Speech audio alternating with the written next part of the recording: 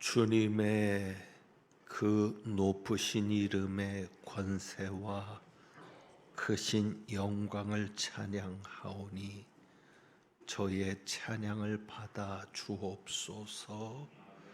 주님의 위대한 능력을 경험케 하여 주시고 수고한 할렐루야 찬양대와 광릉숲 오케스트라 위에 은혜 베풀어 주옵소서. 이제 말씀 듣습니다.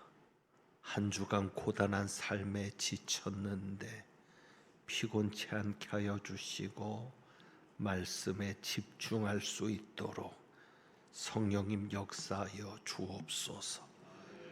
우리의 마음을 혼미케 하고 우리의 생각을 번잡케 하는 악한 영의 권세를 막아 주셔서 주님을 만나는 아버지 음성을 듣는 귀한 시간 되게 하옵소서. 우리 주님 예수 그리스도의 이름으로 기도하옵나이다. 아멘.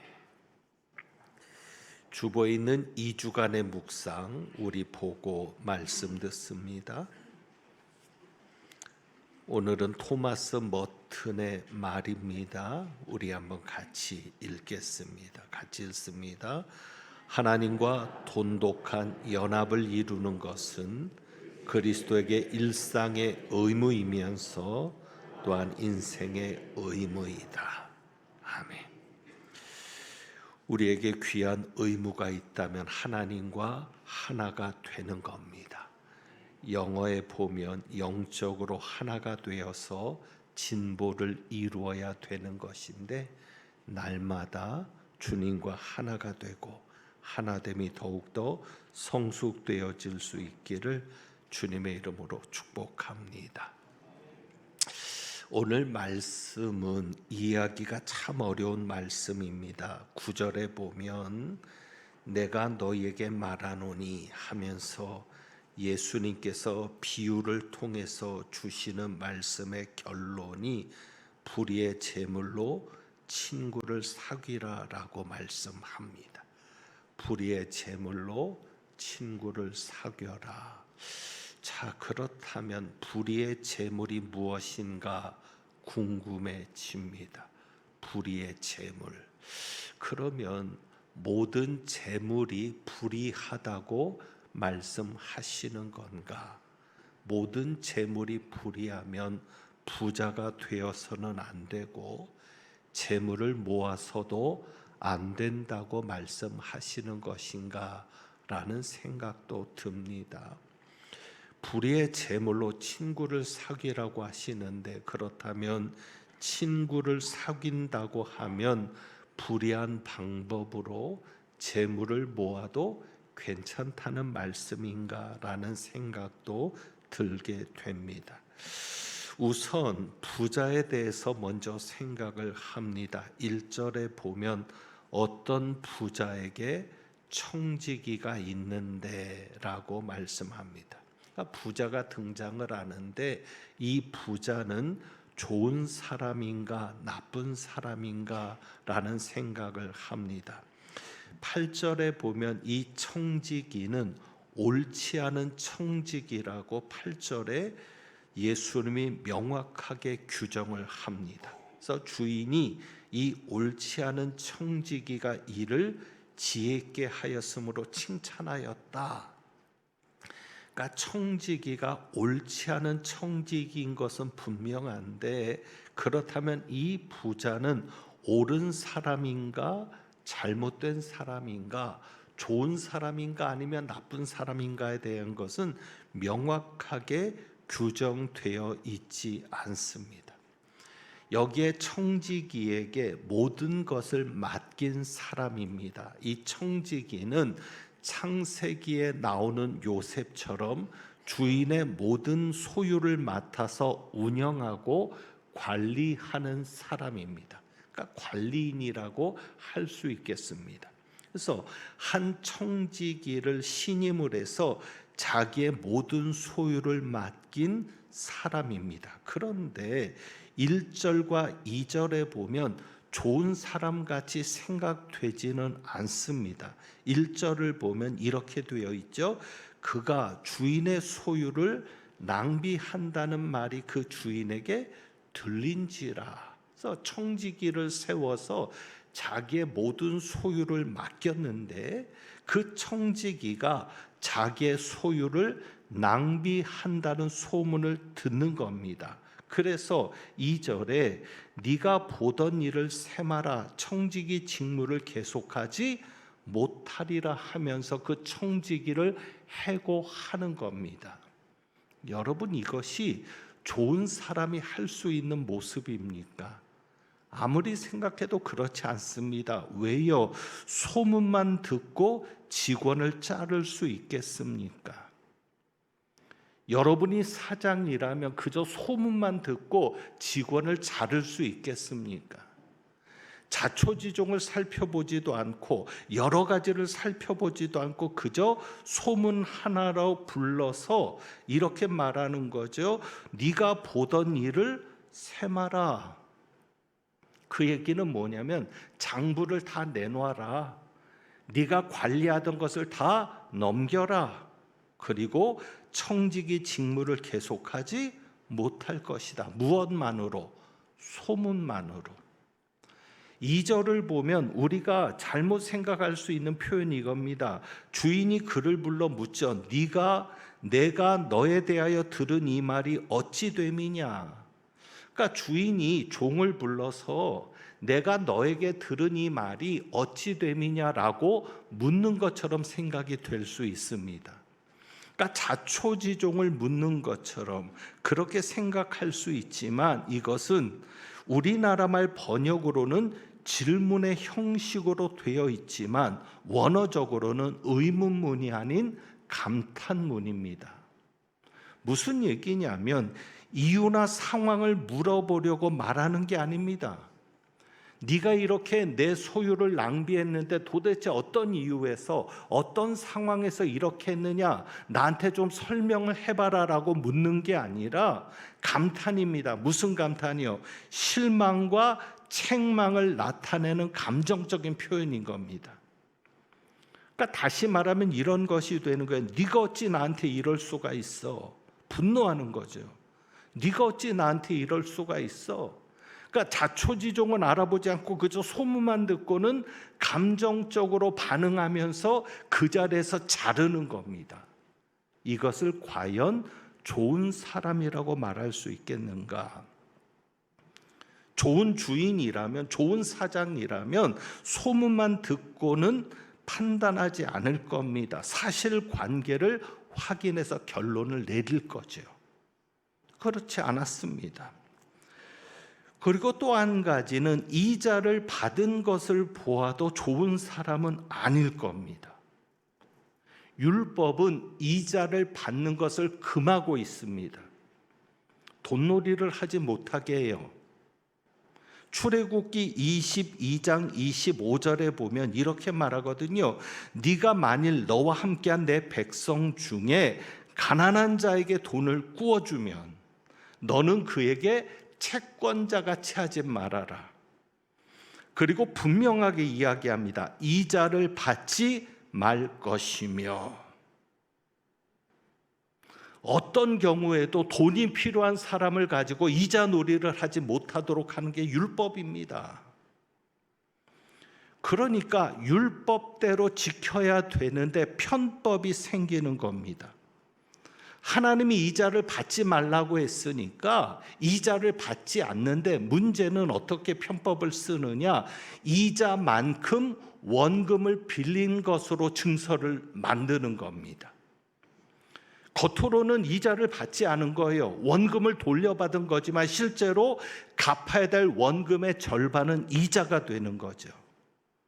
그래서 여기에서 청지기가 주인이 자기 직분을 빼앗으니까 머리를 짜내는 겁니다. 4절에 내가 할 일을 알았다 하면서 내가 이렇게 하면 내가 직분을 빼앗긴 후에 그 사람들이 나를 대접해 줄 거다, 나를 영접해 줄 거다라고 하면서 빚진 자를 일일이 불러다가 말합니다. 두 가지만 예를 들어서 얘기하는데 5절에 보면 네가 내 주인에게 얼마나 빚졌느냐, 얼마를 빚졌다 그래요? 기름 백마를 빚졌습니다. 그러니까 증서를 고쳐주는 겁니다. 빨리 앉아서 여기서 50이라고 쓰라. 이것은 뭐냐면 기름을 빌릴 때는 빌린 만큼을 이자로 받는 겁니다. 그게 관례였습니다. 그러니까 실제로 빌린 건 얼마예요? 50이라고 고쳐줬으니까 실제 빌린 건 얼마예요? 50. 근데 이자를 받지 말아야 되니까 이자를 받으려고 어떻게 해요? 50을 빌렸으니까 50이라는 이자를 붙여서 100을 빌린 것으로 꾸민 겁니다. 그것을 이 청지기가 이자 부분을 탕감해 준 거예요. 자, 그리고 여기에 또 기름을 빌린 사람을 부릅니다. 네가 내 주인에게 얼마나 빚졌느냐 하면서 밀을 빌린 사람. 7절 밀 100석이니이다. 그러니까 이 증서를 가지고는 뭐라고 써요? 80이라 쓰라. 그러니까 25%의 이자를 받는 겁니다. 기름은 50%, 그러니까 100% 이자를 받는 거고, 그리고 밀은 25%. 그러니까 실제로 밀을 몇 석을 빌린 거예요? 80석을 빌렸는데 증서로는 몇 석을 빌린 걸로? 20석을 이자로 쳐서 100석을 빌린 것으로 증서를 받은 겁니다. 그것을 고치게 한 것이죠. 그런데 이 양이 얼마나 큰 양이면 기름 100말은 2300리터입니다. 오늘로 계산하면 2300리터. 이것을 돈으로 따지면 1000데나리온의 가격이라고 합니다. 한 데나리온이 노동자 하루 품삯이니까 1000데나리온. 그러니까 1000일 동안을 꼬박 쓰지 않고 모아야 빚을 갚을 수 있게 되는 거예요. 이자까지. 그러니까 적어도 3년 동안은 쓰지 말고 모아야 될 돈. 그 다음에 밀은 밀 100석은 은화 2500데나리온이라고 합니다. 그러니까 노동자 7, 8년치 임금입니다. 그러니까 엄청난 이자를 받은 것이죠. 엄청난 양을 빌려주고 엄청난 이자를 받은 것인데 이 종은 이자만큼, 받아야 될 이자만큼 감면해 주고 원금만 갚게 한 것입니다. 그것도 굉장히 좋은 일이죠. 어떤 학자는 이렇게 얘기합니다. 이 재산 관리인 이 청지기가 그동안 주인 몰래 이자를 착복해 오다가 그것이 발각되어서 쫓겨나게 되니까 사람들에게 이자만큼을 탕감해 주었을 것이다 라고 생각을 합니다. 그렇게 이야기하는 학자들이 있습니다. 그러니까는 이 청지기가 이자 부분을 감면해 줬는데 이것은 주인이 받는 이자가 아니라 자기가 주인 몰래 받을 이자를 사람들을 불러서 탕감해 준 것이다. 선심 쓴 것이다. 왜? 주인이 이 청지기가 하는 일을 보고 화를 냈습니까? 칭찬합니까? 칭찬합니다. 그러니까 이해가 안 되는 상황이죠, 이것도.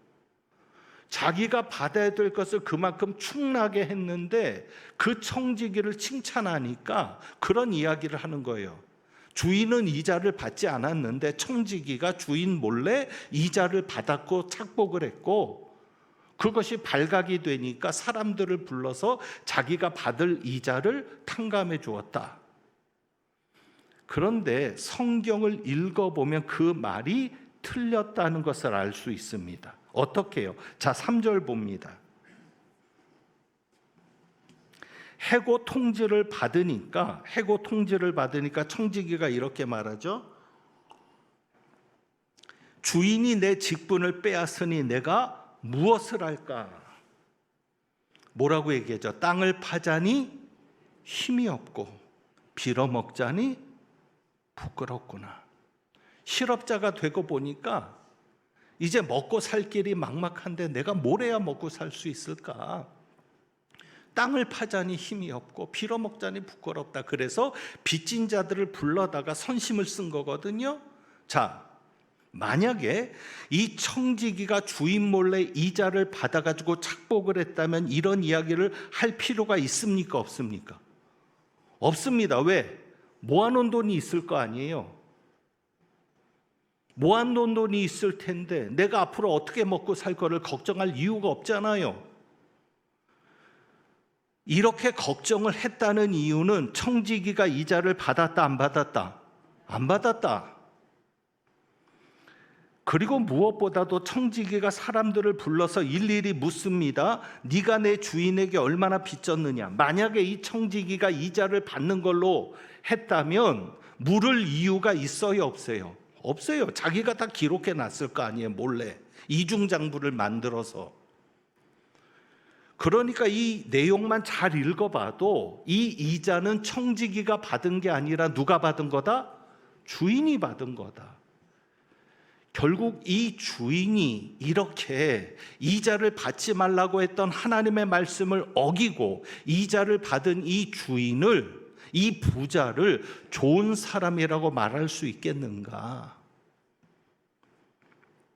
그러면 예수님께서 말씀하시는 이 불의한 재물은 무엇을 말하는 것인가? 그래서 우리는 이 말씀을 이해하기 위해서 14절 말씀을 봅니다. 그러니까 여러분이 성경을 이해할 때는 그 부분만 봐서는 이해가 안 되고 전체적인 문맥을 통해서 성경을 풀어갈 때 이해가 되는 구절들이 있어요. 자, 14절에 보면 왜 예수님께서 재물에 대해서 말씀하실 때 불의한 재물이라고 표현하셨는가? 자, 이 옳지 않은 청지기의 비유를 제자들에게 말씀하신 것이지만 이 이야기를 누가 들었어요? 14절에 바리새인들이 들었습니다.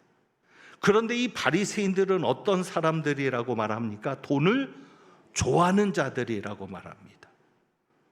돈 싫어하는 사람이 있겠냐마는 특별히 바리새인들은 돈을 더 좋아하는 자들인 거죠.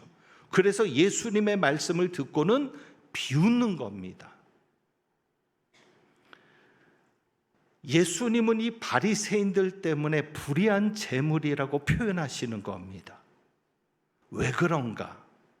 바리새인들에게는 주장하는 것이 있어요. 그것은 자기들이 돈을 좋아해서 탐욕 때문에 부자가 됐다라고 이야기하지 않습니다. 부자가 되기 위해서 수단 방법을 가리지 않고 이자라도 받아서 부자가 됐었겠죠. 필요한 사람들에게 그냥 줘야 되는데 고금리를 받아가지고 배를 불렸겠죠. 그러면서도 사람들에게는 뭐라고 얘기합니까? 자기가 부자 된 것이 하나님의 선물이라고 얘기합니다. 그게 바리새인들의 주장입니다.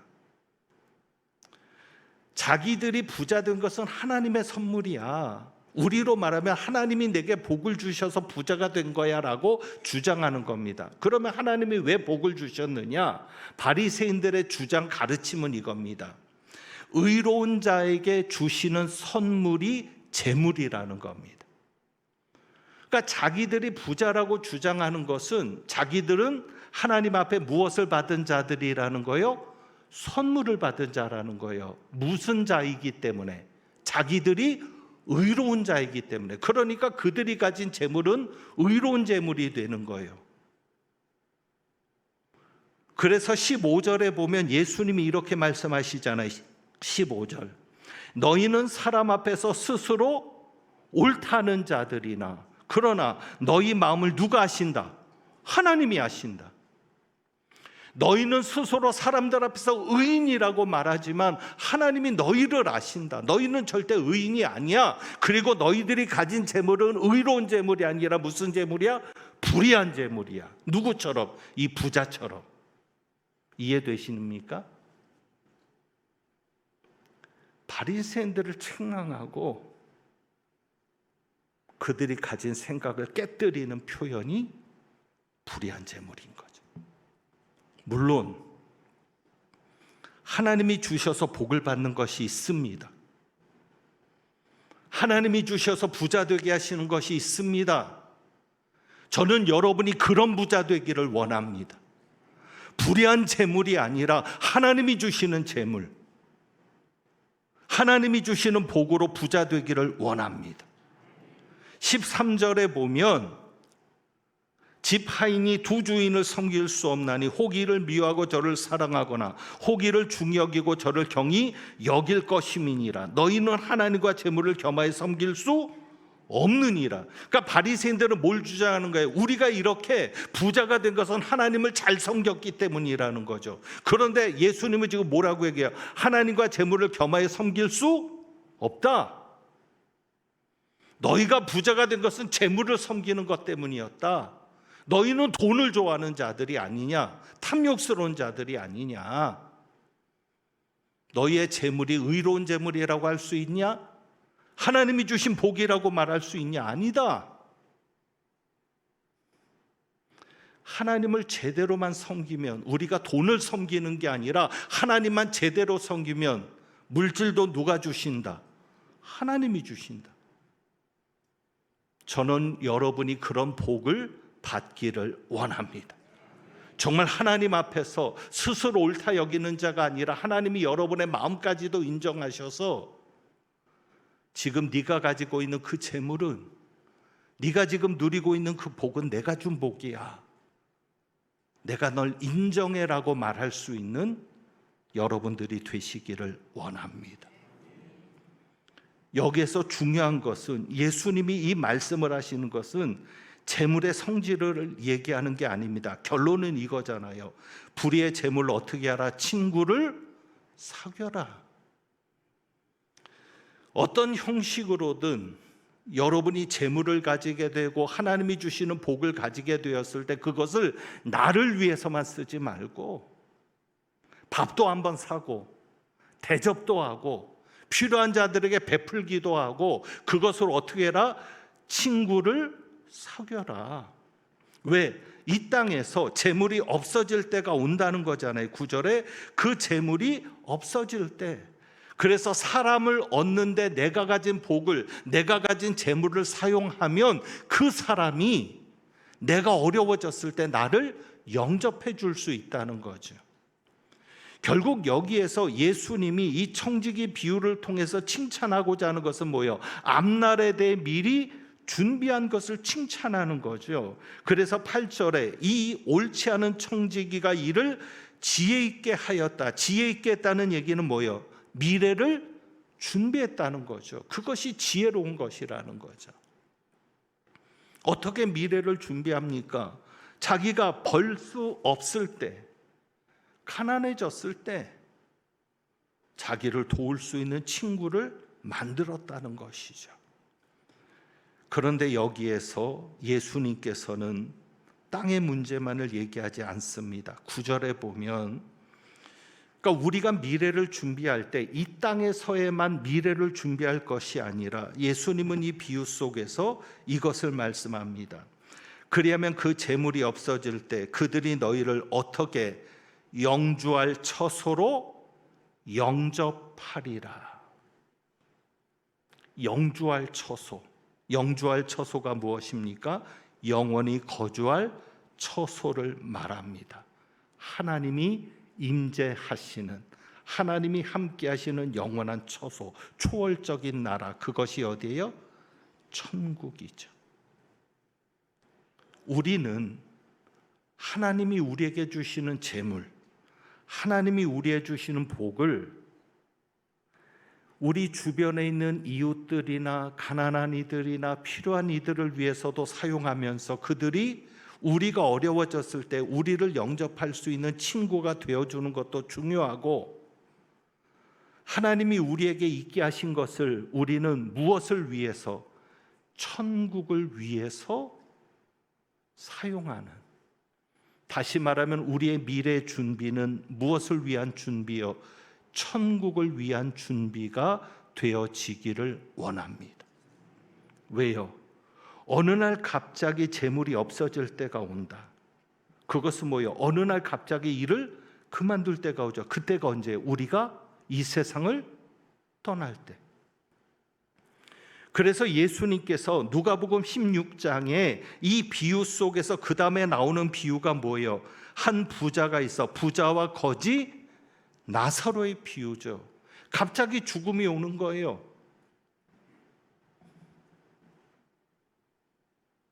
그러면 우리가 하나님 앞에 서게 될 텐데 천국을 준비해야 되지 않겠습니까?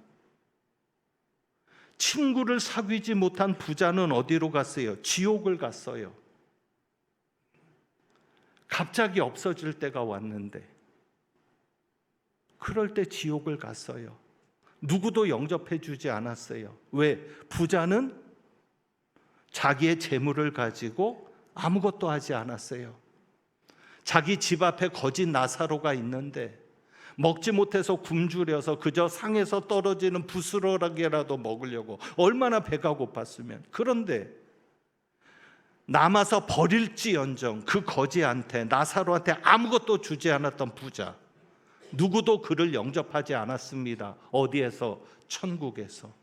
천사들도 영접하지 않았고요, 아브라함도 영접하지 않았습니다. 만약에 부자가 천국이 있음을 생각하고, 그래 내가 천국에서 받을 것이 있을 거야, 그렇게 생각하고 나사로를 도왔다면 부자가 먼저 죽었습니까? 나사로가 먼저 죽었습니까? 나사로가 먼저 죽었거든요. 나사로가 부자를 천국에서 영접했을 겁니다. 그런 일은 일어나지 않았습니다. 어쩌면 돈을 좋아하는 바리새인들처럼 자기만을 위해서 살았던 겁니다. 그래서 여러분은 인정하실 수 있겠습니까? 자, 10절입니다. 이것을 인정할 수 있겠느냐는 겁니다. 지극히 작은 것에 충성된 자는 큰 것에도 충성되고 지극히 작은 것에 불의한 자는 큰 것에도 불의하니라. 여러분이 부자 되는 것을 작은 것이라고 여길 수 있겠습니까? 여러분이 가지고 있는 재물을 작은 것이라고 여길 수 있겠습니까? 왜 작은 것입니까? 우리가 천국에서 누릴 것에 비하면 이 땅에서 것은 아주 작은 거죠.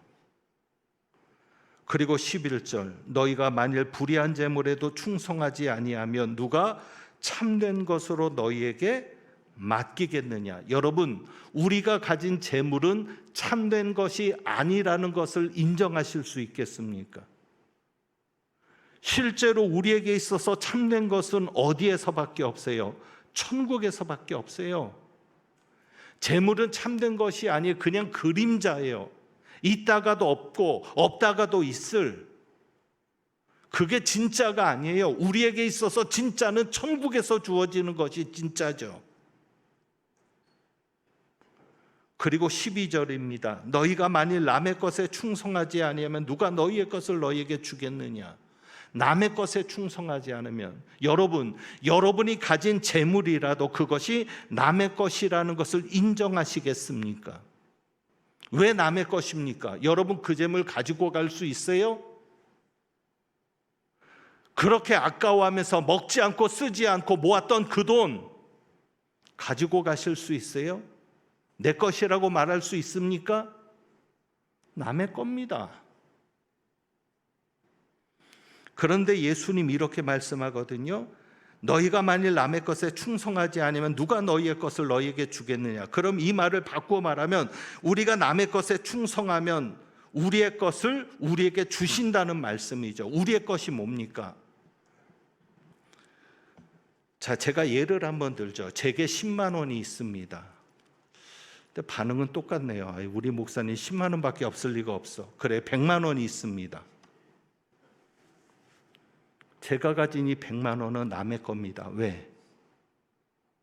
하나님이 부르면 놓고 가야죠.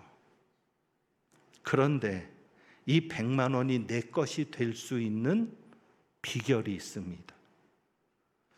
그래서 이것을 말씀하죠. 누가 너희의 것을 너희에게 주겠느냐. 하나님께서 내 것이라고 내게 주시는 거예요.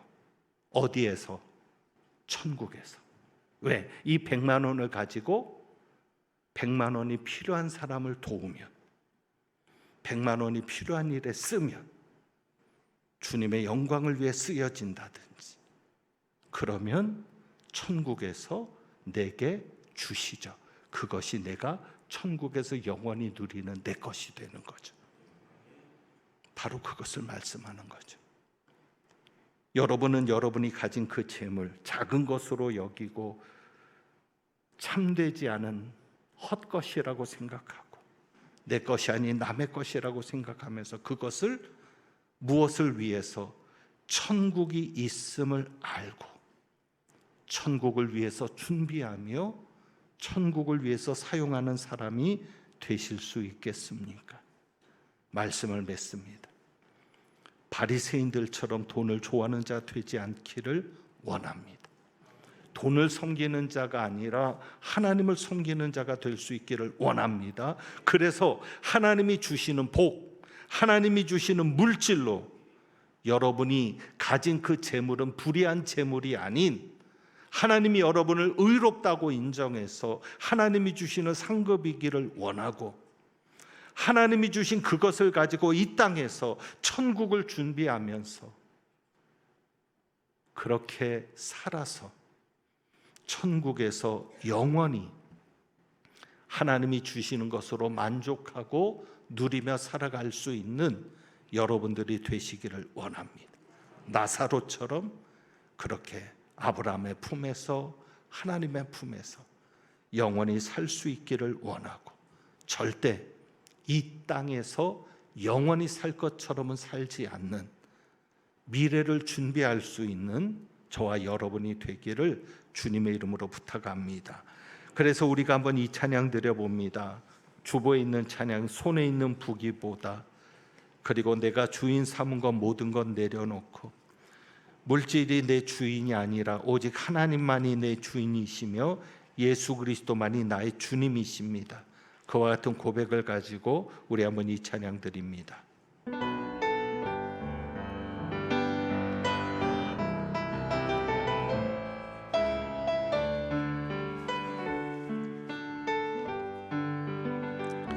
손에 있는 부귀보다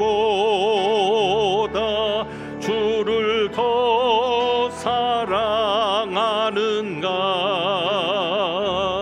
이슬 같은 목숨보다 주를 더 사랑하는가? 사랑의 잃어가면 주님 만날 수 없어. 헛된 영화 바라보면 사랑할 수도 없어. 잠시 머물 이 세상은 헛된 것들 뿐이니 주를 사랑하는 마음 금보다 더 귀하다. 큰 물결이 뒤놀아도 주를 더 찬양하는가? 큰 환난이 닥쳐와도 주를 더 찬양하는가? 깊은 잠에 빠진 영혼 주님 만날 수 없. 근심 걱정 많은 자는 근심 걱정 많은 자는 찬양할 수도 없어. 잠시 머물 이 세상은 헛된 것들 뿐이니 주를 찬양하는 주를 찬양하는 마음 금보다 더 귀하다. 언제 다 다시 언제 다 주오실지 아는 이가 있는 신랑으로 오실 주님, 신랑으로 오실 주, 맞을 준비되었는가?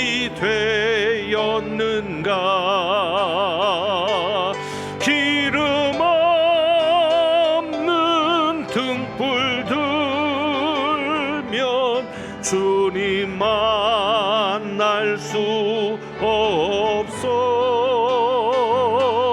재림나팔 소리 나면 예비할 수도 없어. 잠시 머물 이 세상은 헛된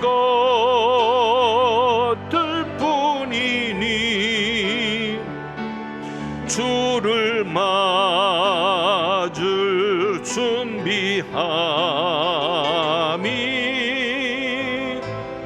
금보다 더 귀하다. 내가 주인 삼은 모든 것 내려놓고 내 주 대신 주 앞에 나가 내가 사랑했던 모든 것 내려놓고 주님만 사랑해. 내가 주인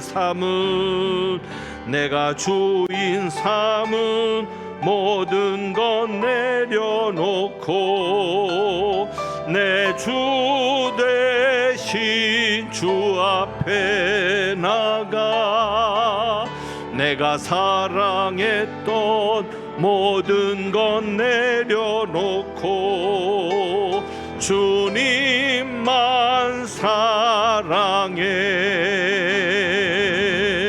주 사랑 거친 풍랑에도 깊은 바다처럼 나를 잠잠케 해. 주 사랑 내 영혼의 반석 그 사랑 위에 서리. 주 사랑 주님께서 사랑하십니다. 거친 풍랑에도 깊은 바다처럼 나를 잠잠케 해. 주 사랑 내 영혼의 반석 그 사랑 위에 서리.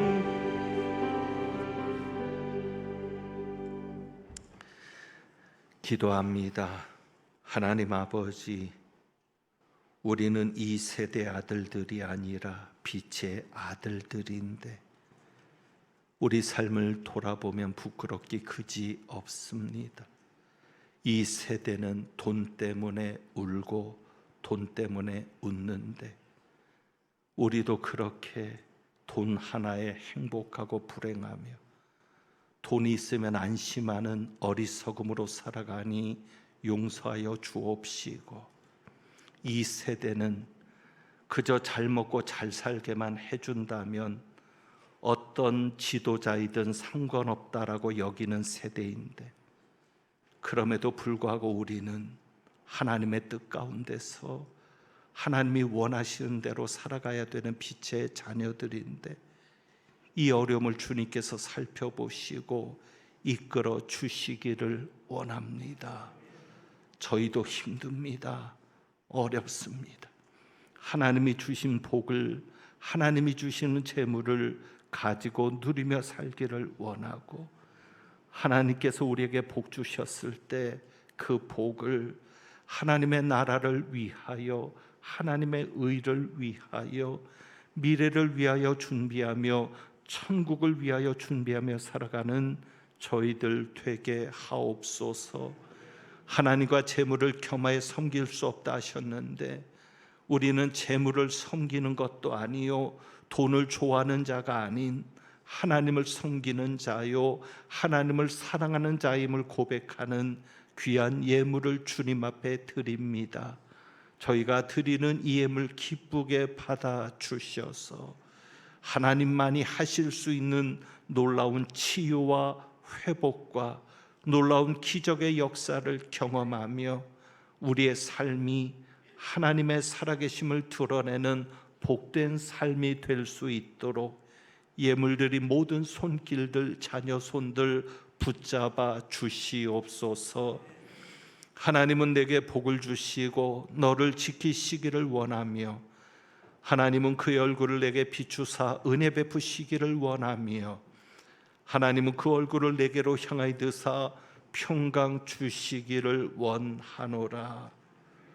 우리의 마음을 아시는 하나님 앞에 옳다고 인정받으며 하나님이 주신 복, 하나님이 주신 은혜를 천국을 위하여 사용하는 일에 쓰임받는 그런 일꾼 되기를 소망하고 나아가는, 물질보다 하나님을 더 섬기고자 하는 마음으로 나아가는 주님의 귀한 백성들 위에 우리를 구원하신 예수 그리스도의 은혜와 천국의 영원한 처소를 준비하신 아버지 하나님의 크신 사랑과 이 세대 가운데 살지만 방향을 잃지 않도록 도우시는 성령님의 교통하시며 충만케 하심이 이제부터 영원까지 함께 하시기를 축원하옵나이다.